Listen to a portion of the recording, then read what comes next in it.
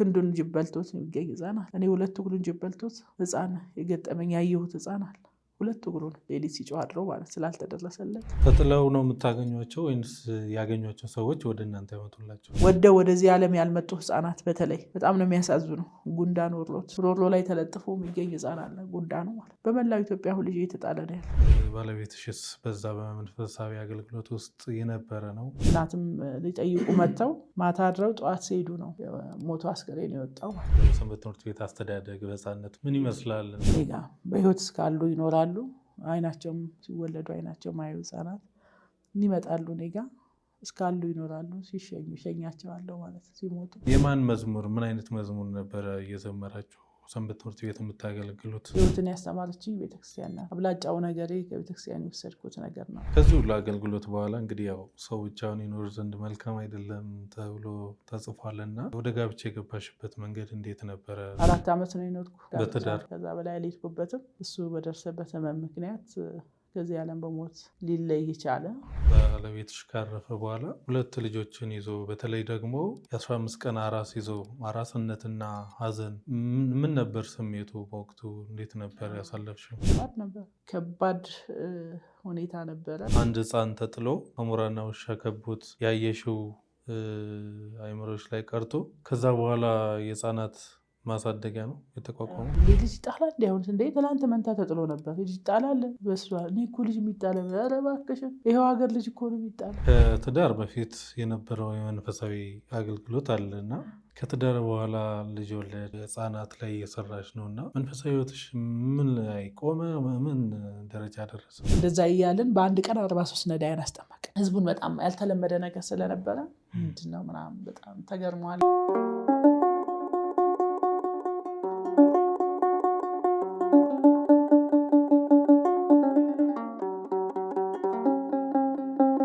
ሰላም የተወደዳችሁና የተከበራችሁ የመንክር ሚዲያ ቤተሰቦቻችን እንደምንሰነበታችሁ፣ እንደምንቆያችሁ።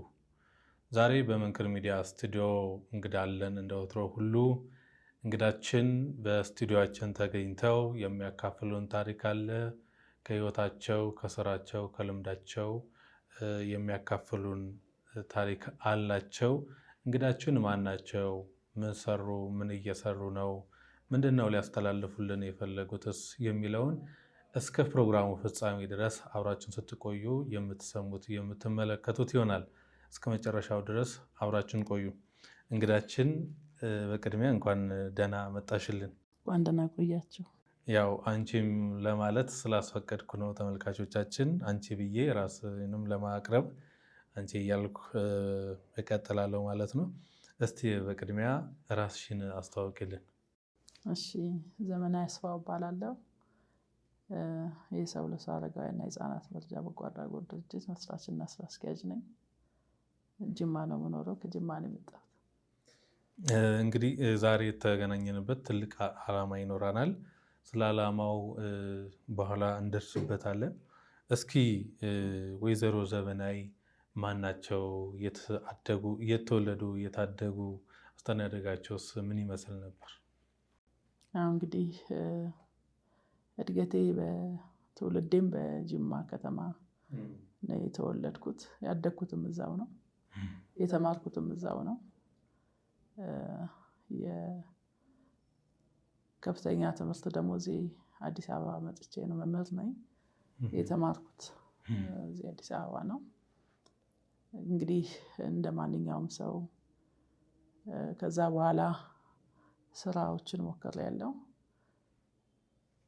በግል ነው አብላጫ ስራዎችን የምሰራ የነበረው። እንግዲህ ከስራዎቼ ቀድሞ ግን ያው ህይወትን ያስተማረችኝ ቤተክርስቲያን ናት። አብላጫው ነገሬ ከቤተክርስቲያን የወሰድኩት ነገር ነው።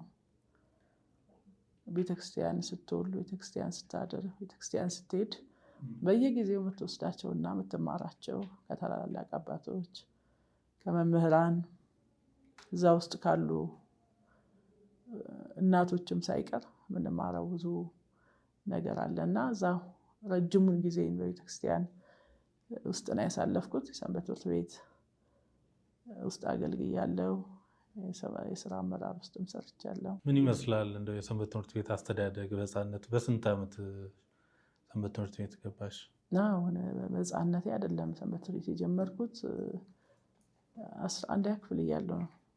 11ኛ ክፍል እያለሁ ነው ወደ ሰንበት ትምህርት ቤት ዲቴል የገባሁት እና የጀመርኩት ወዲያው ሰንበት ትምህርት ቤት አንዳንድ ኮርሶችን ስልጠናዎችን ከወሰነ በኋላ ሐዋርያ ተልእኮ ይባላል። ሐዋርያ ተልእኮ ተብሎ ይሰጠናል ወደ ገጠር እንድንወጣ። ወደ ገጠር ወንዶቹ ስብከተ ወንጌል ሲያስተምሩ፣ እኛ ሴቶች ደግሞ መዝሙር እናስጠናለን። የሴቶች ቅድስና ትምህርት የሚባል ነበር።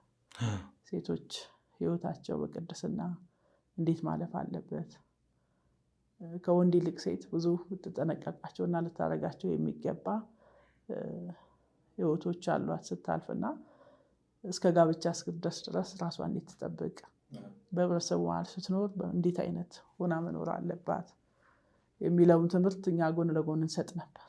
ከስልጠና በኋላ ወይ ማታ ሊሆን ይችላል ወይ ጠዋት ሊሆን ይችላል። ሴቶችን ለብቻ ለይተን ስልጠና እንሰጣለን። ያ ስልጠና የኔ እየሰፋ መጣ። እዛ ላይ በደንብ መስራት ጀመርኩ። ለሴቶች የቅድስና ትምህርት ተብሎ የወጣ ምንም አይነት እንትንም የለም። ካሪኩለምም ሞጁሉም ምንም የተዘጋጀ ነገር የለም። በልምድ ነው እናንተ የምታስተምሩት? ግን ራሴ እያወጣሁ ማለት ነው። መጽሐፍ ቅዱስ ላይ ያሉ ሴቶች እነማን ናቸው? እግዚአብሔርን ያከበሩ፣ እሱ የሚወደዳቸው፣ አገልግሎት ጌታን ሲከተሉ። እንግዲህ አብላጫዎቹ እንዲያውም መጥፎቹ ሴቶች ነበሩ። ወንዶቹ 12 ሴቶች 36 ነበሩ።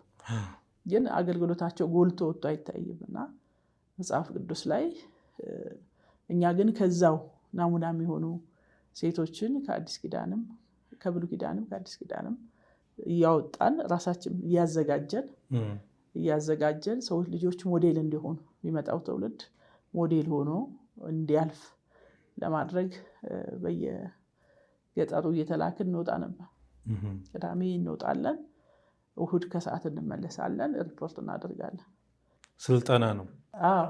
ስንት ሰው እንዳሰለጠንን፣ በስልጠናው ምን አይነት ፊድባክ አገኘን። እኛ ግን ራሳችን እንደዚህ አይነት እንዴት አደርጋላቸው የሚል ስልጠና የለም።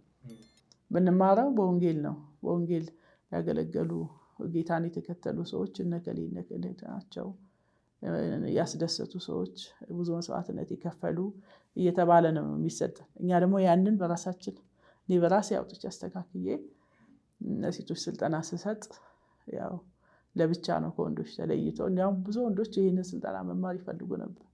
በጣም ማስታውሰው ከፋ ላይ አንድ ዲያቆን ስዩም የሚባል ልጅ ቀሚስ ለብሶ ገብቶ እኔ አላውቅም ሴት መስሎ ሻሽ አድርጎ ምናምን በቃ ስልጠናውን ይከታተላል። መሀል ላይ እንትን ተረበሸብኝ አዳራሹ። ምንድን ነው ምናምን ስል ልክ ሲያውቁት አጠገብ ያሉ ሰዎች እያለ ወጣ ማለት ነው። እንዴ ለምንድን ነው የምትወጡት በትምህርት ላይ ምናምን ብዬ ስል እንትኑን አወቅኩት ማለት ነው። በኋላ እንዴ ለምንድን ነው እንደዚህ ያደረከው ተብሎ እንዲጠየቅ ፈለግኩኝ እኔ ማለት ሲለኝ ሰውዬ እኔ ትምህርቱ ለመማር ነው የፈለግኩት። ምክንያቱም ሴቶች እንዳታስገቢም አንቺ ሴት ወንድ እንድታስተምር አልተፈቀደላትም የሚለውን ቃል ስለያዝኩ እኔ ወንዶች ራሳቸው አላቸው ይሄ የኔ ትምህርት የሚያስፈልገው ለሴቶች ነው ለወንዶችም አይደለም። እና አንዳንድ ትረካዎች ይቀርባሉ በዛ ፕሮግራም። ማራኪ ነገር ነበርና እሱም ለጥፋት ብሎ ሳይሆን ለዛ ነው የገባውና ይቅርታ ጠየቀ። እኔ ለዛ ማድረግ አይደለም ግን ያው እንደዛ ማድረግ ሌሎችን ሰዎች ይረብሻል ተባለ። ይሄን ያህል 80ዎቹ ቤት ነው እንግዲህ 1980ዎቹ አካባቢ ነው እንደዛ አይነት እና ድራማዎች እንሰራለን። በየሀገሩ ይዘን እንሄዳለን። መንፈሳዊ ተውኔቶችን በደንብ የተዋጣለትን ፖስተር ተሰርቶ ነው ምናምን ይመጣሉ ይባላል፣ ይለጠፋል። 3-4 ቀን እዛ ሀገር ይቆያል። እኛ ተነስተን ካለንበት ሀገር እዛ እንሄዳለን። የነበረው ነገር እጅግ በጣም እንትን ማራኪ ነውና ጥሩ አሳልፍ ያለው ቤተክርስቲያን ውስጥ ብዬ አስባለሁ። ከዛም ጎን ለጎን ግን የምግባረ ሰናይ ስራዎች የኔ ናቸው። በቃ ምግባረ ሰናይ ስራዎች የኔ ነበሩ። ካለሁበት ከሀገሬ ጀምሬ እነዚህ ነዳውያንን ምንም መስጠት ባልችል እነሱን ማጠቡ ማጽዳቱ ምናምን እንደዛ ሁሉ በልጅነት ገና ከትዳር በፊት የነበረ ህይወቴ ነው። እንግዲህ ያው እግዚአብሔር ፈቅዶ ደግሞ ሰው አንድ እንደሆነ አይኖርም። ከአንድ 2 ይሻላል አይደል የተባለው? ወደ ጋብቻው ከመግባታችን በፊት እንደው በወቅቱ በ80ዎቹ አካባቢ በሰንበት ትምህርት ቤት አገልግሎት ምን አይነት የማን መዝሙር እየዘመራችሁ ነበር የምታገለግሉት? አሁን እንዳሁኑ መዝሙር ብዙ በካሴት በአልበም ደረጃ የመውጣት እድሉ በጣም ጠባብ ነው። በተለይ እነ በኩረ መዘምራን ኪነጥበብ ወልደ ቂርቆስ የሚደመጡበት ጊዜ በሸክላ እንደዚህ አይነት አገልግሎቶች ያሉበት ጊዜ ነው እና መዝሙር ሰው ጋር ተደራሽ የሚሆንበት መንገድ በጣም ጠባብ የሆነበት ጊዜ ነው እና የማን መዝሙር ምን አይነት መዝሙር ነበረ እየዘመራችሁ ሰንበት ትምህርት ቤት የምታገለግሉት? ያው የተለመደው የታደለ ፊጣ ኪነጥበብ ፋንቱ ወልዴ ማርታ እንደነ ጸዳለ ጎበዜ ምናምን ቀደም ያሉ አገልጋዮች የነበሩ መዝሙር እጥረት ነበር፣ በጣም እጥረት ነበር። በዚህ እጥረት እንዲያውም የመናፍቃን ሁሉ ይገባብን ነበር። መሀል ላይ እጥረት ስለነበረ ልዩነቱን ራሱ አናውቅም። በኋላ እየተማርን ነው የሄድንበት። ግን መነሻዎቻችን እነዚህ መዝሙሮች ነበሩ። ኢሳያስ የሚባሉ ነበሩ ዘማሪ እንደዛም ነበሩ።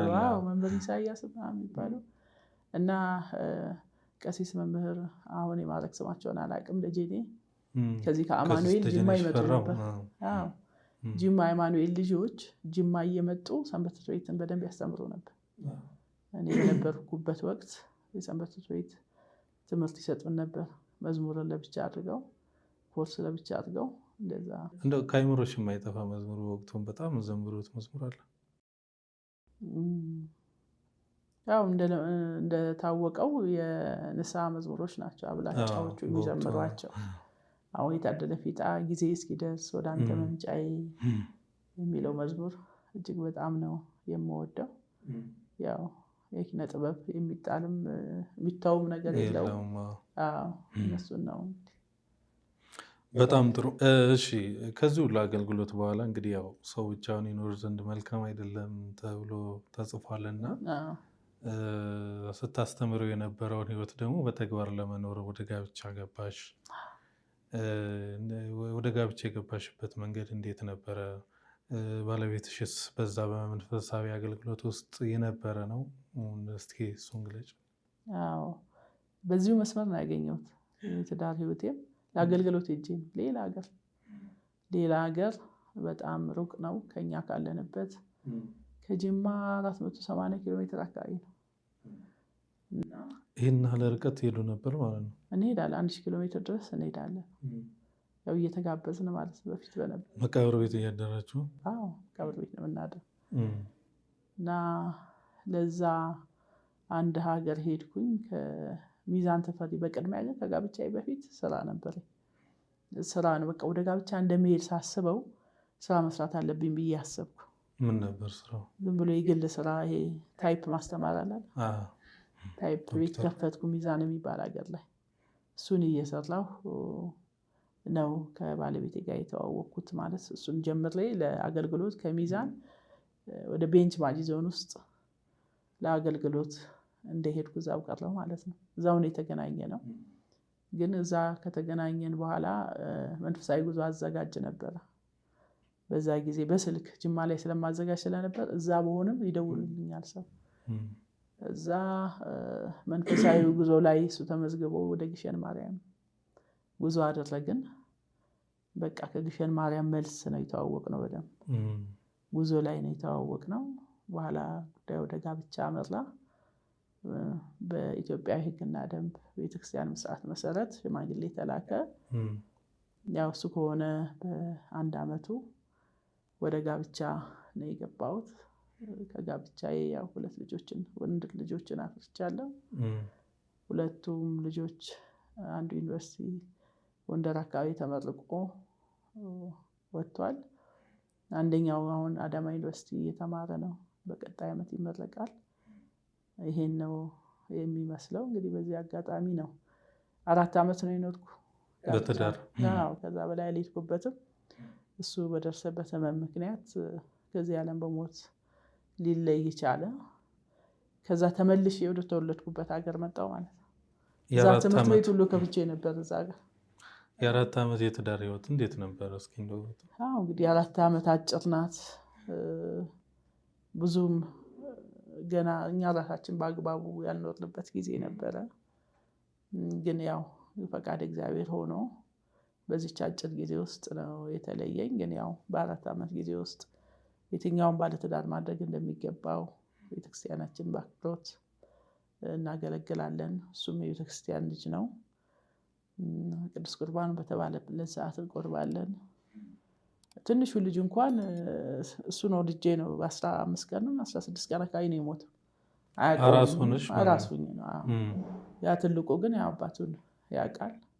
ልጃችንን ይዘን ወደ ቅዱስ ቁርባን ሄደን አብረን ተቀብለን የምንመጣበት ህይወት ነበር። እንግዲህ አሁን ትልቁ ልጅሽ አባቱን በገጽታ እንዲህ ያውቀዋል? ምክንያቱም አሁን ከተዳር በኋላ እስከምትወልዱ 1 ዓመት ምናምን ይሆናል። ከተወለደ በኋላ ቢያንስ አባቱ በሚያርፍበት ሰዓት የ3 ዓመት አካባቢ ሊሆን ይችላል ማለት ነው። በ3 ዓመት ውስጥ አባቱን የማወቅ እድልና አሁን ለማስታወስ ይችላል? ይገርማል። በጣም ያስታውሳል አይደለ? በደንብ ነው የሚያውቀው። በደንብ ያስታውሳል፣ ያውቀዋል። አንዳንድ ነገሮችን ራሱ ይናገራል። የሆነ የሚያስባቸውን ነገሮች ያወራል። ትንሽ ትንሽ የሚያስታውሳቸውን ብዙ አይደለም፣ ግን በደንብ መልኩን ያውቃል። በደንብ ያስታውሳል። ፎቶዎቹን ይሰበስባል። ወድቆ እንዲያገኝ የሆነ ቦታ አይፈልግም። ያኛው ግን ስለማያውቅ ምንም ትኩረት አይሰጥም። ይሄ ያውቀዋል አባቱ። እንዴት ነበረ ከዛ በኋላ ባለቤትሽ ካረፈ በኋላ 2 ልጆችን ይዞ በተለይ ደግሞ የ15 ቀን አራስ ይዞ አራስነትና ሀዘን ምን ነበር ስሜቱ በወቅቱ? እንዴት ነበር ያሳለፍሽው? ከባድ ነበር። ከባድ ሁኔታ ነበረ። ያው በሞተበት ሀገርም አልተቀበረም። እኛ ባለንበት ሀገር ሳይሆን ቤተሰቦቹ ወዳሉበት ሄዶ ነው ቀብሩ መፈጸም አለበት ተባለ ማለት ነው። በሱ ቤተሰቦች እዚህ መቀበር የለበትም። አባትየው ደካማ ስለሆኑ ከዛ 80 ኪሎ ሜትር ይሆናል እዛ ሄዶ መቀበር አለበት፣ በፍጹም አይሆንም አሉ ማለት። እናትም ሊጠይቁ መጥተው ማታ አድረው ጠዋት ሲሄዱ ነው ሞቶ አስከሬን የወጣው ማለት ነው። ከዚህ የተነሳ ያኛ አባት መምጣት ስለማይችሉ ግን መቅበር ስላለባቸው ወደ እነሱ ሀገር መሄድ አለበት ተባለ። ብዙ ጊዜ ወደ ክፍለ ሀገር ወደ ተወለደበት ነው። እንደዛ አሉ። በጊዜው እኔ አልተስማማሁም። ምክንያቱም አራስ ልጅ አለ፣ ሕፃን ልጅ። ምንድነው የሚፈጠረው? አዲስ ነገር ብቻ ቀስ ብለውም እነሱን የማምጣቱ ነገር ቢሆን እኔ ባልሄድ እና በማስታመም በነበረበት ህመም ጊዜ ውስጥ ጉዳት ነበረኝ ማለት እንደ ጥሩ አራስ አልታረስኩም እና አግባብ እንዳልሆነ እንትን ብንል ያው ቤተሰብ ትንሽ በቃ ስሜታዊ ሆኑ። የነበረ ነገር ከባድ ነበር። በቃ ለቀስተኛው ህዝቡ ለለቅሶ የሚመጣው ህዝብና ቤተሰቡ መገላገል ተያያዘ ማለት እንዴት ይወጣል? ቤቱ ነው፣ ትዳሩ ነው፣ ህይወቱ ነው። ከዚህ በኋላ እናት አባቱን ትተዋል። አራስ ናት። ሌላ ቢሆን ችግር የለም። በዚህ ላይ መንገዱ ምቹ አይደለም። እንዲህ በእርሻ ውስጥ ምናምን የምትሄደው ሀገሩ ከላይ ተጭኖ ነው ህዝቡ ሁሉ መሄድ እንጂ ኖርማል መኪናም አይሄድም።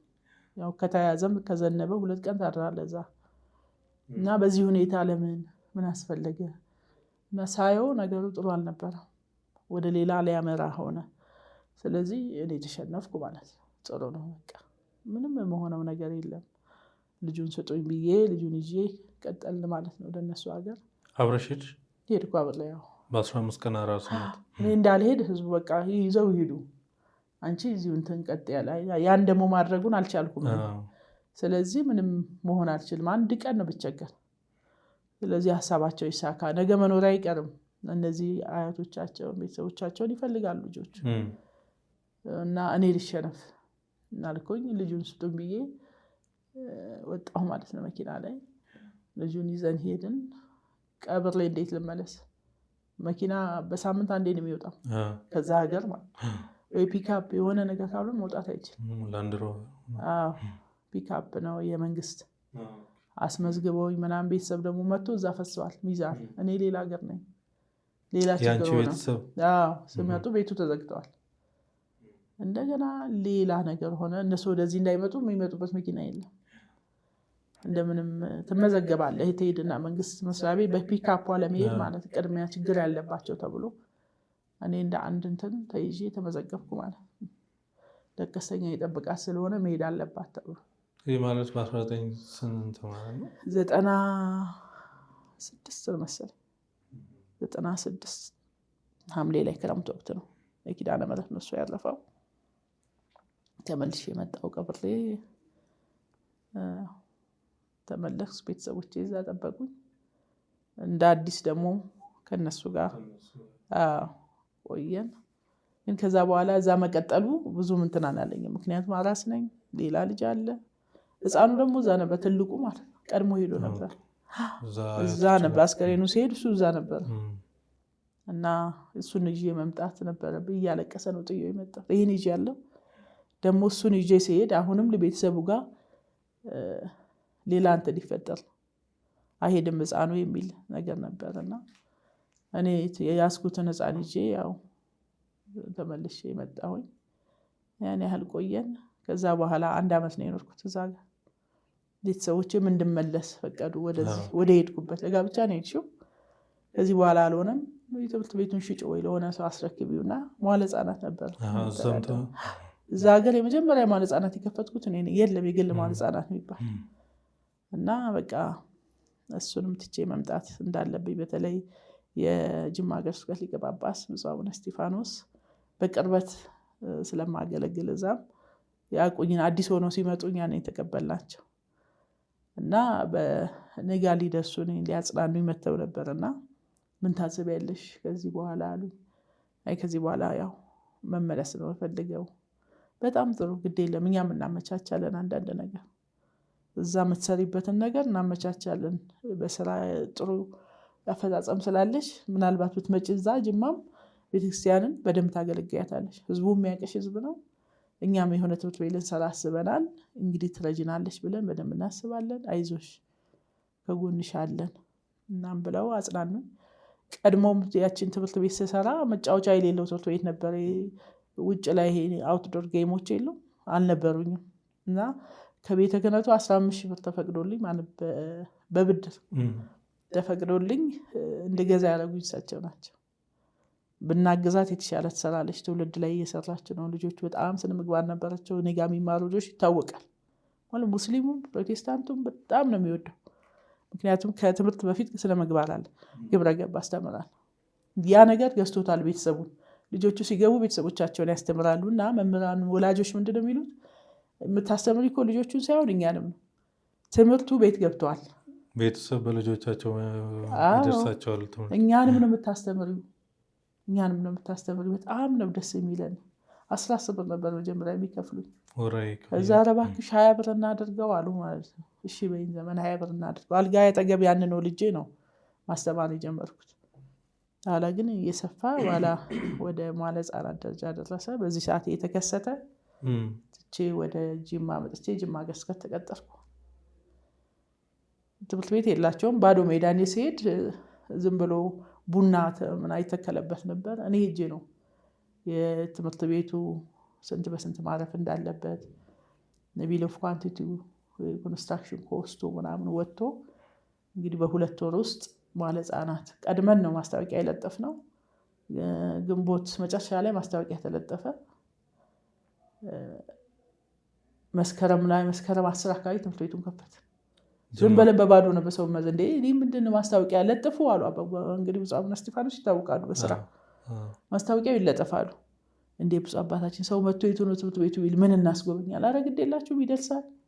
ግን ማስታወቂያውን ለጥፉ። እስካሁን እኮ ቤተክርስቲያንና ትምህርት ቤት የሌላት ሁሉ በቃ ለጥፎ እኛ ከኋላ ለምን የምንቀረው? ቤተክርስቲያን ናት እኮ የመጀመሪያ ትምህርት ቤት ከፋች። ጅማ ላይማ በቃ አንድ ትምህርት ቤት መኖር አለበት ተባለ። እሺ ስሙ ይውጣ ተባለ። ቁጭ አለን። እሷ መታለናለች። የተሻለ ነገር እንደምትሰራ አምንባታለሁ። ስለዚህ አሁን እንዲህ ይባል ተባለ። ወዲያው ትምህርት ቤቱ ጀመረ። በ3 ወር አለቀ ማለት። መስከረም ላይ ሰው ሲመጣ ትምህርት ቤቱ አልቋል። ተሰርቶ 6 ክፍሎች አለቁ። በቃ ምዝገባ በባዶ ነው የተመዘገበ ሰው እያየ የሚሰራው ነው። እዛ በኋላ ያው እዛ ላይ ዳይሬክተር ሆኜ ለ6 ዓመት ሰራው። ሀገረ ስብከቱ በከፈተው ትምህርት ቤት 6 ዓመት ሰራው። ያው ከዛ በኋላ ልጆች ኃላፊነት አለብኝ 2 ልጆች ይዤ መጥቻለሁ። ከዛ በፊት የእሱ ደሞዝና የኔ ስራ ተጋጭቶ ነው እንትን የምወጣው። አሁን ግን ከባድ ሆነ። ቤተሰብ ላይ ነው መጥቼ የወደኩት። ቤተሰብ የሆነ ክፍል ሰጥቶኝ እዛ ውስጥ ነው የገባ ነው። ቤተ ክህነት በሚከፈለን ደሞዝ ለመቀጠል አሳሳቢ ሆነ ማለት። ስለዚህ ይህን ምቅ እንትን ውስጥ ያለው መስራት እችላለሁ፣ አውቀዋለሁ። ስለዚህ መስራት እንዳለብኝ አሰብኩ። ያንን 6 ዓመት ሰርቻለሁ፣ አስተካክያለሁ። ማንም ሰው መጥቶ ሊቀጥለው የሚችልበት አጋጣሚ ነበር የነበረው። በዛ መልኩ አድርጌ ለጅማ ሀገረ ስብከት ማመልከቻ ያስገባው ማለት መልቀቅ እንዳለብኝ እንትን አልኩ። ያው ብፁዕነታቸው ለምን አይሆንም እንዴ የሆነ ነገር ካለ እናስተካክላል። አይደለም ልጆቼ ብዙ ይፈልጋሉ፣ እንደ የትኛውም ሰው የተሻለ ነገር ይፈልጋሉ። እዚህ እናንተ በምከፈለኝ ደሞዝ ከዚህ በኋላ መቀጠል አልችልም። የትሩፋት ስራ ተብሎ አይቀጥልም። የሚሰራው ትምህርት ቤት ነው፣ የሚሰበሰበው ገቢ ነው። ስለዚህ የተሻለ ነገር ከሌለኝ ነገር ሊራቡብኝ ይችላሉ። ከዚህ አንጻር ራሴ በግሌ የተሻለ ስራ መስራት እፈልጋለሁ። እዛ እየሰራው ማታ ቺፕስ ሸጥ ነበረ፣ አሳ ጠብስ ነበር። ከዛ ስወጣ ማለት 11 ሰዓት ላይ የሆነ ቦታ ከተማ መሀል ላይ ቺፕስ መጥበሻ አድርጌ አሳ ምጠብሳለሁ፣ ቺፕስ ምጠብሳለሁ። ከዛ 20 ብር እቁብ እገባለሁ ማለት ስሰራ መጨረሻ ላይ መጥቶ አንድ እቁብ የሚወስድ ዘውዱ የሚባል ልጅ አለ። 20 ብር መዝግቦ ይሄዳል። እንደዛ እያስተማርሽ ደግሞ ወደ ቺፕስ እሰራለሁ። እንግዲህ 2 ሰዓት አካባቢ ነው ወደ ቤት የምገባው። ጠዋት ወጣለሁ፣ 1 ሰዓት አካባቢ እዛ ስራዬን ጨርሼ ወደዚህ ነው የምገባው። እንደዛ እያረኩኝ 40 ሺህ ብር ሰጠኝ ማለት እቁብ ደረሰኝ። 40 ሺህ በጣም ትልቅ ብር ነው። በጣም ትልቅ ነው። 40 ሺህ ብር ሲደርሰኝ ቤት መፈለግ ጀመርኩ ማለት ልከራይ እኮ ነው ትምህርት ቤት መዋዕለ ሕፃናት ለመክፈል። እዛ ሄጄ አነጋገርኩ። በወር 25 ሺህ ብር ተባለ ማለት ቤቱ ሙሉ ግቢ ነው። እሱን 25 ሺህ ብር ሰጠዋትና በቃ ቀጣዩን ደግሞ በየወሩ ከፍላለሁ። አከራይታ ቤት የምትፈልግ እህት ነበረች። ችግር የለውም በቃ ትከፍያለሽ አለችኝ። 25 ሺህ ብር ሰጥቼ ቤቱን አጸዳድቼ ማስታወቂያ ሰራው። ትንሽ የዚህ አጸደ ሕፃናት መምህራን ማሰልጠኛ ፍቃድ ወዲያ ወጣው። መምህራንን ማሰልጠን የአጸደ ሕፃናት መምህራንና ሞግዚቶችን ሙያው የተያያዘ ስለሆነ እነዚህ የመሰናዶ መምህራን ደግሞ አጠገቤ ያሉ ሃይስኩል ድሮ እኛ የተማርንበት። ስለዚህ ከነሱ መምህራን እያመጣው የአጸደ ሕፃናትና መምህራንና ሞግዚቶችን እግረ መንገዱን ከመዋዕለ ሕፃናቱ ጋር ተመጋጋቢ ስለሆነ ለምን አላደርግም አልኩ። ሞከርኩ። በሱ 5 ዓመት ነው የሰራሁት ለማስለመድ። ልክ 6ኛ ዓመቱ ላይ መንግስት ሰርኩላር እንትን አወጣ። የአጸደ ሕፃናት ትምህርት ቤቶች እንዲዘጉ፣ ወደ ከፍ ብለው እንዲያድጉ፣ ወደ ተቋማት እንዲገቡ፣ በመንግስት ተቋም ብቻ እንዲቀጥል። እንግዲህ ፍቃዱ ገና እኮ 1 ዓመት የተሰራበት እና የተሻለ እየሰራሁ መጥቼ ነበረ። በገሃድ ተከለከለ ማለት። ስለዚህ በቃ እንደገና ተመልሼ ልጆቹን ነው መዋዕለ ሕፃናቱን ሰፋ ማድረግ ነው ያለብኝ ያልኩ። እዛ ላይ በደንብ የሀገረ ስብከቱም ተዘጋ። ሀገረ ስብከቱማ ቀጠለ እኮ እኔ ዘቀው ሌላ ሰው ቀጠለ። እኔ የግሌ ነው አሁን ይሄ የግል ከፍቼ እንደዛ ጀመርኩኝ። ያው በዛች ደግሞ ሌላ እቁብ ገባው 400 ሺህ ብር ደረሰኝ። ከዛ ወደ በፊት አላማዬ ወደ ነበረችው ነገር ለመጣ ነው ማለት ነው። እንግዲህ ከትዳሬ በፊት ያየሁት ነው። ትምህርት ቤት ሕፃን ሆኜ 3ኛ ክፍል ተማሪ ነው የምሆነው። እንግዲህ 70ዎቹ ቤት ነው የሚሆነው። እዛ ወደ ትምህርት ቤት ሲሄድ ኪቶ ይባላል የምማርበት ትምህርት ቤት። 3 ሆነን ስንሄድ ያው በጣም ብዙ አሞራዎች፣ በጣም ብዙ ውሾች ደግሞ አየሁ። ምንድን ነው ብዬ እኔ ነኝ ያየሁት። እንዲያውም ከነሱ ዝም ብሎ የሆነ ጥንብል ይበሉ ይሆናላ ምናምን አለች አንዷ። ከዛ ውሾች ደግሞ አየን። እንዴ ነገር እንዴት ነው እስቲ እንሂድ ተባባለ። እንሂድ ብለን ጠጋ ብለን ስንል እዛ ላይ የሚንቀሳቀስ ነገር አይ። እኔ ምንድን ውሻ ነው ማለት ውሻ አይደለም። ውሾቹ ሲመጡ አሞራዎቹ ወደ ላይ ይሄዳሉ። ውሾቹ ሲሸሹ አሞራዎቹ ይወርዳሉ። ጠጋ ስንል ሰው ነው፣ ልጅ ነው የተጣለ፣ ቆሻሻው ላይ የተጣለ ሕፃን ነው። ጮውን በቃ። ከዛ ወደ ሰፈር ወዳለበት ገብተን እዛ ውስጥ ልጅ ተጥሏል፣ ሕፃን ልጅ ቆሻሻ ውሻ ሊበላ ነው። ውሻና ሙራ የከበበው ሕፃን ልጅ ነው። በቃ እንግዲህ ልጁም አብሮ ያለ ይመስለኛል። አሁን ነው ያወቅሁት እንግዲህ ልጅ ስለሆነ ብቻ ያስፈራል የነበረው ነገር። በቃ ሰዎች እየሮጡ ከሰፈር ወደዛ ሄዱልን ማለት ነው። አሁን ትልልቅ ሰዎች ሄደው ገብተው በቃ ሲጠራሩ አየንና አንድ ነገር ይፈጠራል መፍትሄ ይሰጣሉ ብለን እኛ አርፍደን ስለነበር ደግሞ ትንሽ ካረፈድክ ዘበኛ ገርፎ ነው የምትገባው በፊት። ስለዚህ እቺ ዱላዋን ስለምፈራ ቀድሜ ሄድኩ። እነሱ ወሬውን ፈልገውታል በቃ ማየት እስከ መጨረሻ ልጁ የደረሰበትን። እኔ ደግሞ ግርፊያውን ፈራሁትና ገባው። እነሱ ተቀጥተው በቀጣዩ ክፍለ ጊዜ ያስገባቸው። ወጥቼ ምንም እየተማርኩ አይመስለኝ ትምህርቱ። እነሱን አግኝቼ ልጁ ምን ላይ ደረሰ የሚለውን ለመስማት እንዴት ሆነ ሕፃኑ ተባባል። ልጁ እኮ ሞቷል በሕይወት አለ ምናምን እያሉ ነው እዛ ውስጥ የነበረው። እናም ብዙ ሰዎች እንዲህ በጨርቅ የተቀለሉት ነበረ አሉኝ ማለት ነው። በጣም ነው ያዘንኩት። ወይኔ ለሌሎች ልጆች ነገርን። እዛ ትምህርት ቤት ውስጥ ከበው ያዳምጡን ነበር ልጆች። በኋላ ስንመለስ ከኛ ተጨምሮ ብዙ ልጆች ቦታው ላይ ሄድን። የት ጋር ነው የተጣለው ምናምን ስንሄድ እንዲህ እንጨት ተሰክቶ ላስቲክ ላይ ተደርጓል። ሞተ እኮ ልጁ እኮ ሞቶ ነው። እዛው ቁመን አለቀስን። በቃ በጣም ነው ያዘንነው ያኔ። እና በተለይ እኔ በጣም ወደፊት እንደ ሀብታም ብሆን ገንዘብ ቢኖረኝ እንደዚህ ያሉ ልጆችን ነበረ ከሞተ በኋላ አንስተሽ ምን ታደርጊዋለሽ አለ የልጅነት ጥያቄ። በቃ እኔ እነሱን ባነሳ ነው ደስ የሚለኝ። እንደ ቀልድ ያሰብኩት ነገር እንግዲህ ከ40 ዓመት በኋላ ልክ ባለቤቴ ሲሞት ሳገባ በቃ ቀረብ ያ ፕሮግራም ያሰብኩት ነገር ሁሌ ይቆጨኝ ነበር በጋብቻ ውስጥ እያለ። ምክንያቱም ጋብቻ ውስጥ ነው የምታስበው ምን ይበላል ምን ይጠጣል፣ ነገው ኖሮ ምን መምሰል አለበት፣ ልጆች ምን ይለብሳሉ፣ እንዴት ይማራሉ ምናምን የሚለው ነው በቃ ያቀረው። ግን አዝናለሁ በመቅረቱ። ለእሱን እንዲያውም አናግሬው የሆነበት እዚህ ላይ እኔ እኮ የምፈልገው እንዲህ ሕፃናት ማንሳት መዳያን እንደዚህ ማድረግ እንዴ አሁን ሰው ልጁን የሚጠላለ ብለሽ ነው እንዴ ምናምን አለ። እኔ እንጃ እንግዲህ በፊት እኛ ጋር እንዲህ ተጥሎ እንደዚህ አይቼ ስነግረው ገረመው በጣም። እዚህ ሀገር ግን ልጁን የሚጥል ያለ አይመስለኝም። ምናልባት ቢጥሉ እነዚህ መኤኒት ይባላሉ እነሱ ያለበት ሀገር መኤኒቶች ያሉበት ሀገር ነው። እና እነሱ ሕፃኑ ህመምተኛ ሲሆን የሚጥሉት አዙሪት ሲኖር ከፍ ብሎ መሄድ ሲጥለው የሆነ ነገር ሲሆን ከአንድ ወንዝ አሻግረው ይጥሉታል። ከዛ ደግሞ ያ ሰው እንደዚህ አይነት ጉድ መጣብን ሌላ ደግሞ ይዞ ሄድና አንድ ወንዝ አሻግረው ይጥለዋል ያለች። እንዲህ የተባለ ልጁ የሆነ ከተማ ይገባል። ከተማ ያለ ሰው ብዙ ትኩረት አይሰጥምና የሆነ ሰዎች የተጠለሉበት አጠገብ ሄዶ ወይ ቤተክርስቲያን አጠገብ እዛ ይወድቃል። በህይወት እያለ ነው። አዎ በህይወት እያለ የሚያስወግዱት የነበረው። እና እኛ ጋር ግን እንዲህ አይነት ነገር የለም ማለት።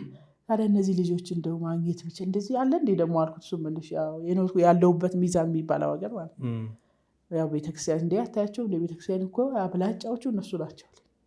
እሳት ተቃጥሎ አታይም ፊታቸውን አለ፣ እጃቸው ተበልቶ አታይም በአዙሪቱ ምክንያት።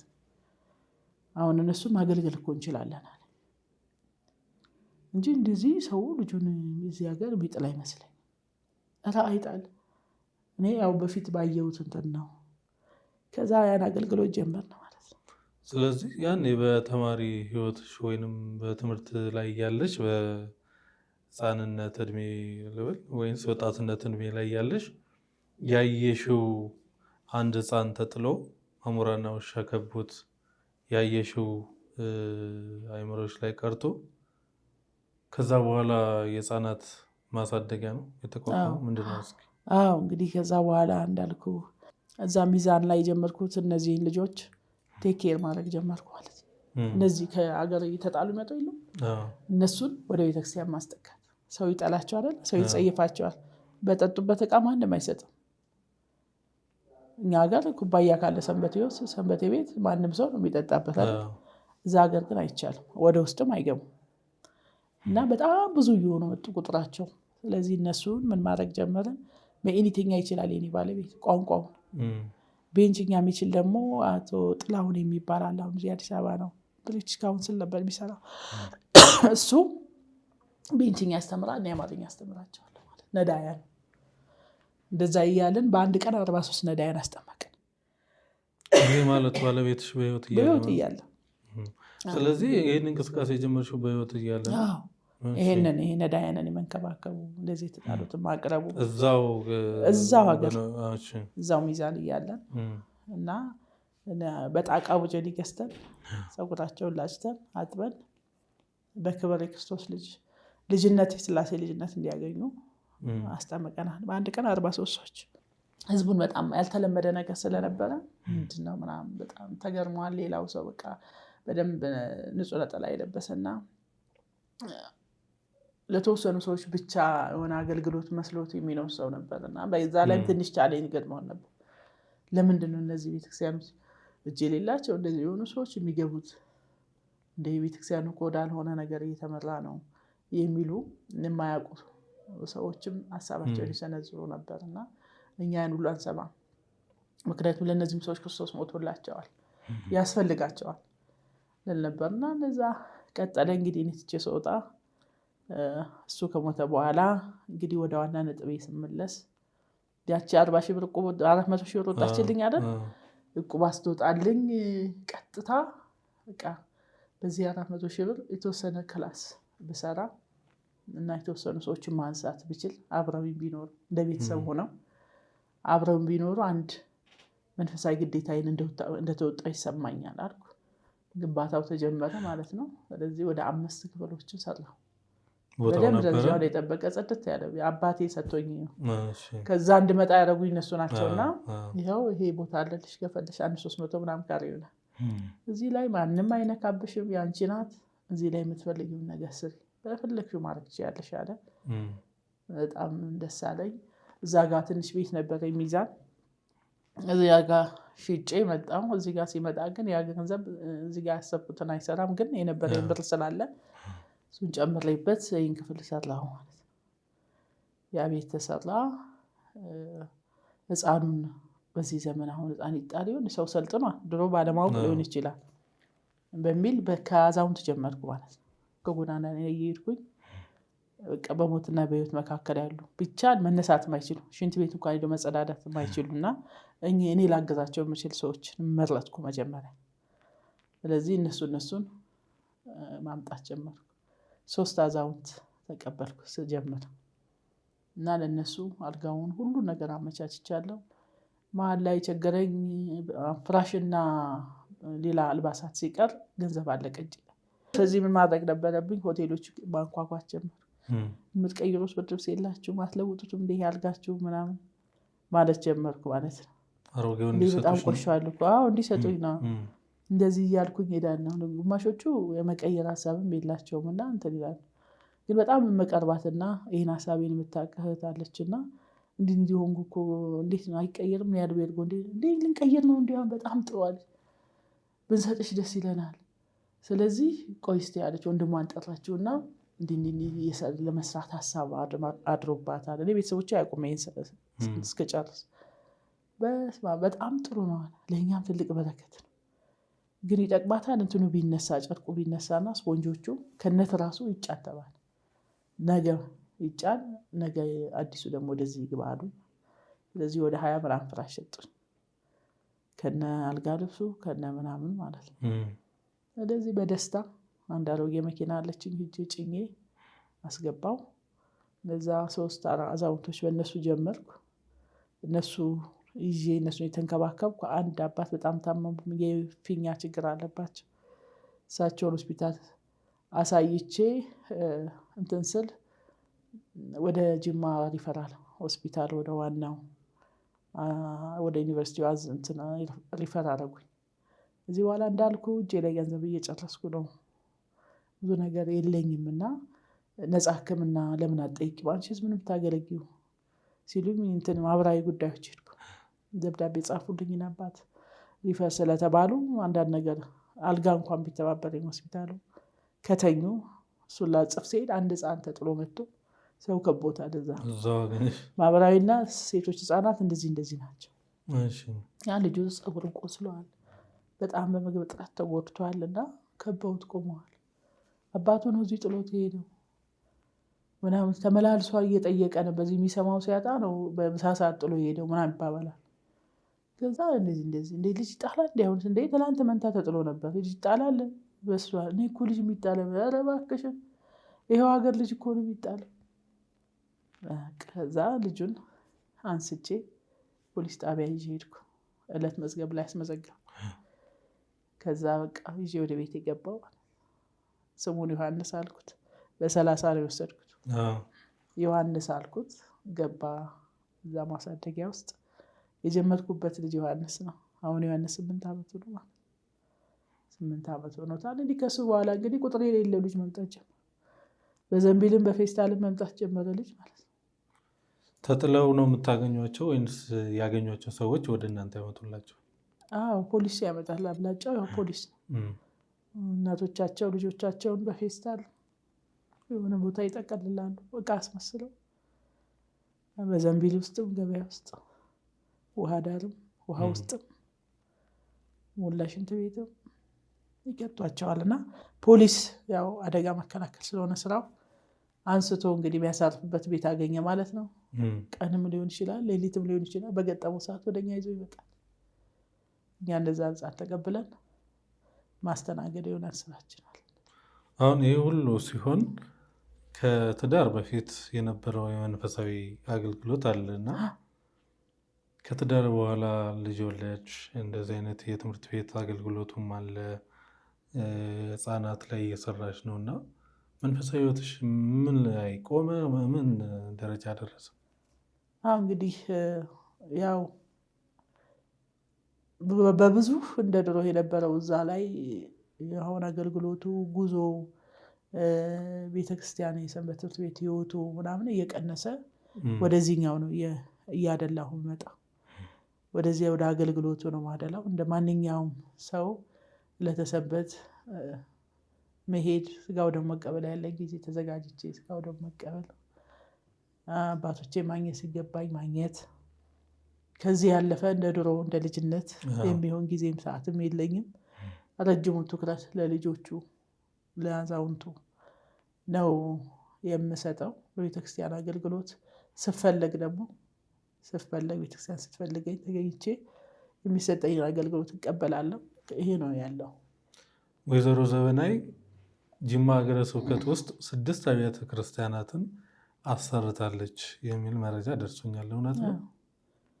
አዎ ብዙ ሆነን እኔ ብቻ ሳልሆን ማህበሮቼን እኔ ባስተባብረው ሌሎች ወንድሞቼን በማስተባበር ተዘጉ የሚባሉ ዴዶ የሚባሉ ወረዳል እኛ ስንሄድ ከ22 አብያተ ክርስቲያናት 18ቱ ተዘግተዋል።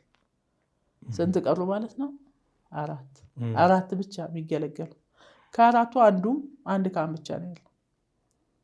ተገለገለ የሚባልም አይደለም እሱ።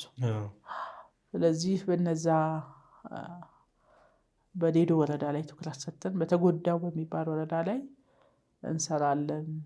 እዛ አካባቢ መጠን ላይ አይደለም እንጨነቀው። እኛ ንጹህ መሆኗ ቤተክርስቲያኗ ለአገልግሎት ንጹህ ሆና ለህብረተሰቡ እንድትቀርብ ህብረተሰቡን ይሄን አምጣ እንዲህ ካልነው በአሕዛብ መካከል ያሉ ስለሆኑ እኛ ምዕመናን ይህን ጭንቀት ጠልተውት ወደዛ እምነት እንዳይሳቡ እነሱ ሳይጨነቁ እኛ ግን ከምናደርገው ጉዞ ከምናደርገው አገልግሎት ከምናገኘው አስራት እያወጣን የመስራት መርሃ ግብር እያመቻቸው እነዛን አብያተ ክርስቲያናት ቁጥራቸው አሁን 5ቱ አልቀው አገልግሎት ወስደዋል።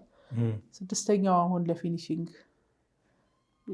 ቀርቧል። ይሄንን በጎ አድራጎት ድርጅት ሲጀምር ሱባኤ የገባሁበት እግዚአብሔር የጠየኩበት ቤተክርስቲያን ነው። ምንድን ነው በጎ አድራጎት ስሙ? የኛ ይሄ አሁን ቤተክርስቲያን የሚያሰራው ማህበረ ተክለ ሃይማኖት ብለናል። ተክለ ሃይማኖት ማህበር ነው።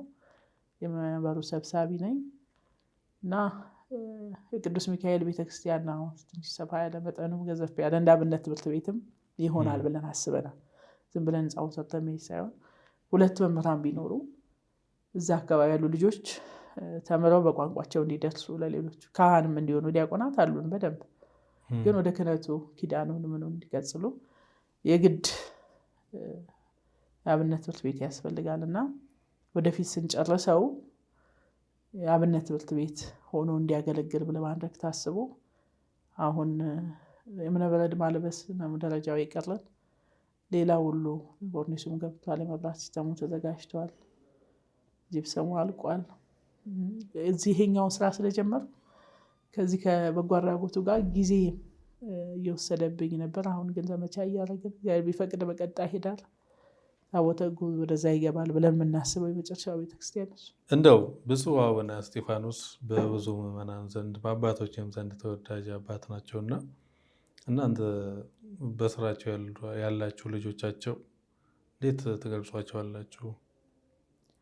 ብፁዕነታቸው እንግዲህ እኔ እንዳልኩ ከሚዛን ጀምሮ ነው የማውቃቸው። ከብፁዕ አቡነ ፋኑኤል እጅ ነው የተቀበሉ ሟቹ ኤጲፋኒዎስ። ከብፁዕ አቡነ ኤጲፋኒዎስ በታችን ናቸው ብፁዕነታቸውን የተረከቡት እና በጣም አድረሳቸውን። በዛ ጊዜ እኔ እዛ ነበርኩ እና ርክክብ ሲደረግ ብፁዕ አቡነ ኤጲፋኒዎስ እያሉ ከወሎ ሀገረ ስብከት የሱዳን ካምፕ የነበረው ለቤተክርስቲያኗ ተመልሶ ነበር። ሱዳኖች የነበሩበት ካምፕ ለቤተክርስቲያኗ እንዲሰጥ ተብሎ የተመለሰ ልማትና ክርስቲያናዊ ተራድኦ ኮሚሽን ስራ ያለ ነው። ሲመለስ እንግዲህ ጎላ ድስቶ አለ፣ አልጋው አለ፣ ምን አለ፣ እሱን ለወሎ ሀገረ ስብከት ይሰጥ ተብሎ ግማሹ ተሰጥቶ ግማሹ ደግሞ ለምናኑ እየተሸጠ የነበረበት አጋጣሚ ነው ብፁዕነታቸው የመጡት። ማድረሳቸው ነገር እዛ አቀባበል ሲደረግ የእኛ አባት በመሄዳቸው ህዝቡ አዝኖ እኛውን ደግሞ እንደሳቸው ሁኑልን ይሏቸዋል ማለት ብፁዕ አቡነ እስጢፋኖስ። እንግዲህ እስጢፋኖስ ነው፣ ኤጲፋኒዎስ ነው። እኔ እንደሳቸው ሳይሆን መሆን እንዳለብኝ አባቶች እሆናለሁ። አሁን እናንተ እዚህ ሀገረ ስብከት ውስጥ ያላችሁት እስቲ ነው አሏቸው። ገና እየተዋወቁ ነው። ይሄንን ትልቅ ተቋም መረከባችን ለእኛ ትልቅ ነገር ነው። ግን ውስጡ ያለውን ዕቃ ለወሎ የምትሰጡት በቅቷችሁ ነው? ተርፏችሁ ነው? ወሎ ይመለከተው ነበር ወይ? ይሄ ንብረት ከዚህ ወደዛ መሄዱ አልተቋቋመ ሀገረ ስብከት ነው። ገና ብዙ ድካም የሚፈልግ ነው። የተለያዩ ቋንቋ ተናጋሪዎች አሉበት።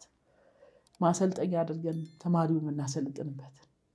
ምክንያቱም አናስብም። አልጋላ ዶርም የነበረ ነው። አሁን ወደ መንፈሳዊ ዶርም ልንቀይረው እንችላለን። አሁን ግን ለብዙ ወጪ ዳረጋቸው ማለት ነው። ሲወጣስ ምዕመናን ዝም ማለት ነበረባቸው እንዴ? ንብረታችን እኮ ነው፣ አይሆንም። እና በጣም ብስለታቸው ገረመኝ። እኛ እኮ አላሰብነው። ገዢዎች ሆኖ ቀርበናል እኮ እኛ የሚሸጠውን ነገር ነው ያለ ማንም ሰው አልነበር። እና በጣም አደነኳቸው። የተሻለ ሰው ያው መጣ ማለት ነው። የተሻለ ስራ ልንሰራ ወዲያውኑ ያንን ካምፕ ወደ ቤተ መቅደስነት የቀየሩት ማለት ነው። ምክንያቱም ቤተ መቅደስ ካልሆነ ደግሞ ሌላው መጥቶ ሊቀማ እንችላለን በሚል የተክለ ሃይማኖት ታቦት ጸድቆ ቀለም ተቀብቶ በአስቸኳይ ይህን አስተካክሉና እንዲደረጋሉ። ወዲያው የጻድቁ አቡነ ተክለ ሃይማኖት ታቦት ገባ እዛ ሱዳን ካምፕስ ማለት ነው። ከዛ በኋላ አብነት ትምህርት ቤት ሆነ። ባለው ነገር ተጠቅመው ቶሎ ተማሪዎችን አስገብተው ማጫጫት ጀምረው ወዲያው ያ ከስደተኞች ካምፕነት ወዲያው ወደ ቤተክርስቲያን አገልጋዮች ልጆች ወደሚማሩባት ነው ይለወጧል። ይሄ የሐዋርያዊ እንትናቸው በጣም ነው የማረከኝ። ከዛም በኋላ ደግሞ ወደዚህም መጥቼ ስራ ሰራለሁ ብዬ አምኜ የመጣሁት ስመጣ እሳቸው መኖራቸው የተሻለ ነገር ቤተክርስቲያን ላይ እንሰራለን ብለን ማመን ነው። በአጠቃላይ ግን እንደ ጅማ የነበሩት 7 አድባራት ብቻ ነበሩ እንደ ጅማ ከተማ። በአሁኑ ሰዓት ግን 14 ናቸው፣ 15 በከተማው። አዎ እሳቸው ከመጡ በኋላ ማለት ነው። ሁለተኛ ጅማ እንኳን ትምህርት ቤት ምንም አይነት ሱቅ ያልነበራት አድባራት ናት። ምንም ለራሱ ለካህናት ማስተዳደር። አሁን ግን በአሁኑ ሰዓት እያንዳንዱ ደብር ትምህርት ቤት አለው። እኔ ማስታወሰው አሁን 3 ደብሮች ትምህርት ቤት አላቸው። 3 ደብሮች ቤተ ክህነቱ ራሱ አለው፣ ሚካኤል አለው፣ ገብርኤል አለው። ሌሎቹም አሁን ማርያም ልትከፍት እየተዘጋጀች በልማት ስራ ይሄ ነው የሚባለው አይደል። ቤተክርስቲያን ራሷን እንድትችል ያደረጉ ጳጳስ ናቸው። እኛ አናውቅም። ከዛ በፊት የልማት ስራ እኔ አላስታውስም፣ አልነበረም።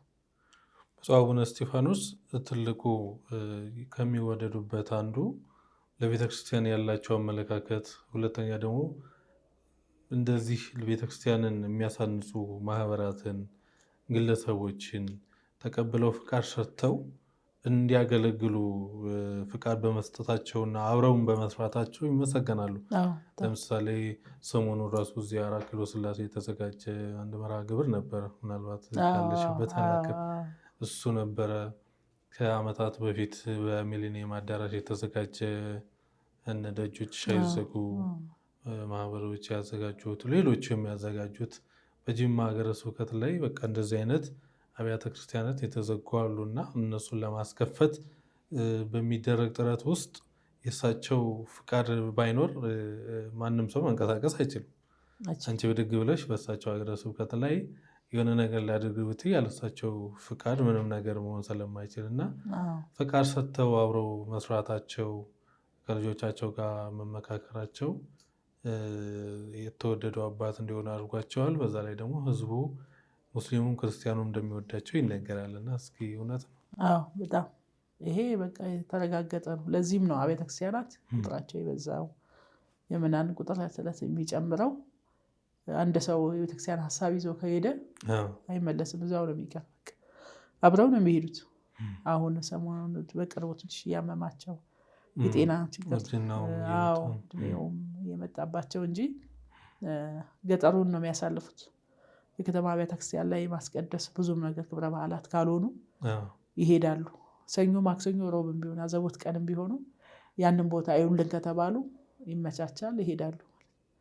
ሄደው አይተው ምን ማድረግ እንደሚገባ ከወጣቱ ጋር በደንብ መወያየት ይችሉበታል። እንዳልከው ልጆች አይዘጉ መንፈሳዊ ማህበር በእሳቸው የተቋቋመ ነው።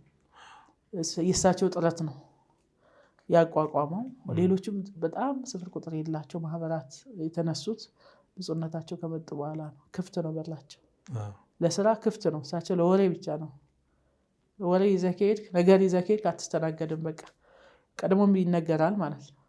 ነገር የያዛችሁ እንዳትመጡ ወደ ቢሮ አላስተናገድም፣ በር ላይ ዝግ ነው። ግን እንደዚህ የሆናችሁ ሰዎች ደግሞ ተስማምታችሁ መስራት ከፈለጋችሁ ደግሞ ይሄን ለማስማማት ደግሞ ፈቃደኛ ነን።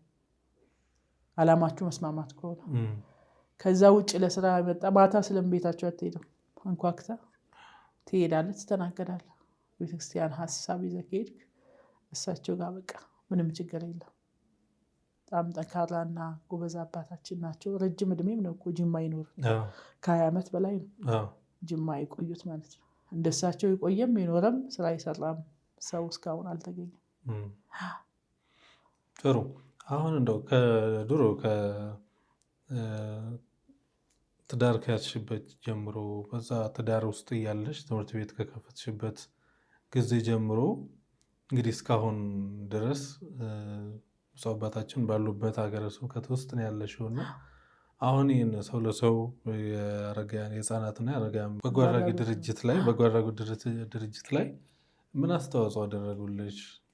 እንደው ምናልባት እንደ አባት እንደ ሀገረ ስብከትም አስተዋጽኦ ነበራቸው?